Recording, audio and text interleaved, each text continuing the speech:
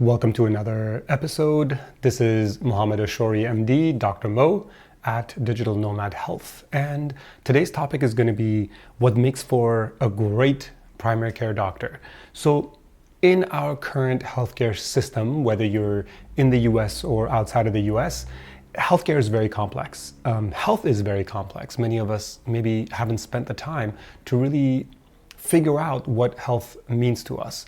And because the system itself is very complicated, it is always necessary, without a doubt, to have somebody help guide you through this system. Some individuals are going to do it alone, so they're going to be their own health advocates. They're going to navigate everything themselves. They're going to pick their own specialists. They're going to decide which hospital they're going to go to. They're going to do the health tourism or medical tourism.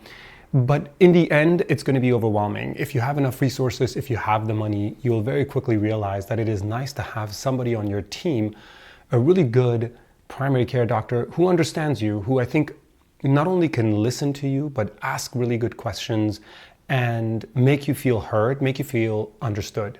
So I'm going to list about 7 things that I think are great examples or great characteristics for a primary care doctor to have. Now, my name is Mohammed Ashori, MD. I'm a family medicine physician, mostly based out of California. My patients are from all over the world and all over the place. But when I do primary care, when I manage the primary care needs of my patients, and when I specifically focus on the prevention part, my patients have to be located in California. And there's a reason for that, state licensure, etc.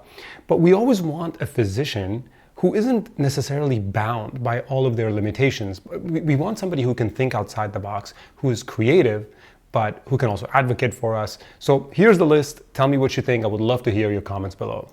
So this person has to be available. So availability is access. If I can't reach my primary care doctor, if I can't run a certain situation by them in a timely fashion, then what's the purpose of having a primary care doctor? What's the purpose of having a general contractor who can handle your house if all of a sudden in the middle of the process, they're no longer available, you can't reach them, they walk off the job site, or they just take on something else?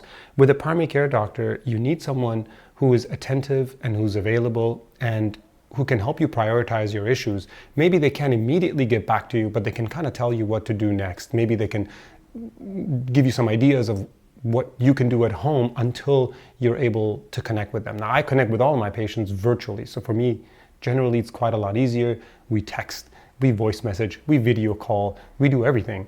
And so it's easier. There's pretty much no chance that one of my patients tries to reach me and can't get through. And the reason for that is my patient panel is quite small. In order for my patient panel to be small, I have to raise my prices. I had to raise my prices. And that's something that we're going to see more of in healthcare. Number 2, the doctor has to listen. A good primary care doctor has to be a really, really good listener. They have to understand what you're dealing with. They have to be able to get you to look past your fears when you're overwhelmed with something, a new diagnosis, a new fear. And they have to be able to kind of guide you through that process. So that person has to be a great listener. They have to be attentive. They have to be caring. They have to really get to the bottom of what it is that you're concerned about. But they also have to be able to help you prioritize things. So for example, if you're worried about something that is really not that concerning or won't affect your health in the long term as much, but something else that maybe you're blind to, they can hopefully bring that out. They can discuss it, put it out in the open, and you guys can have a good discussion. So along with being a great listener, number 3 is asking great questions. A really good primary care physician, a really good physician is going to ask really good questions, because no matter what, time is finite. And if time is not finite, money is finite. If money is not finite, attention is finite. At some point, there is some finality to everything. And if that physician can listen to you really well and then step in and ask really good questions, then they can get to the bottom of the problem. So a really good primary care physician must ask great questions by understanding what it is that you're really trying to deal with. The next one, number 5 on the list, is creating follow-up, or basically being able to close the loop, right? When a new issue comes up or when a new health event arises, you ping the doctor or the doctor pings you and you guys go back and forth in some discussion. And generally that health condition continues, or your concern continues, or the need to follow up with a specialist continues. So for the physician to be able to close that loop is incredibly important. And part of that loop closure, part of that closing of the loop is the primary care physician has to be able to coordinate your care with the specialists, communicate with the specialists really well, and set a standard of care, because you don't want to go to a specialist directly and get excessive care, get an excessive intervention that's going to lead to complications. You want your primary care doctor to be able to coordinate that. And in order for that physician to be able to do that, in order for your primary care physician to be able to do that, they have to be resourceful, which is number 6.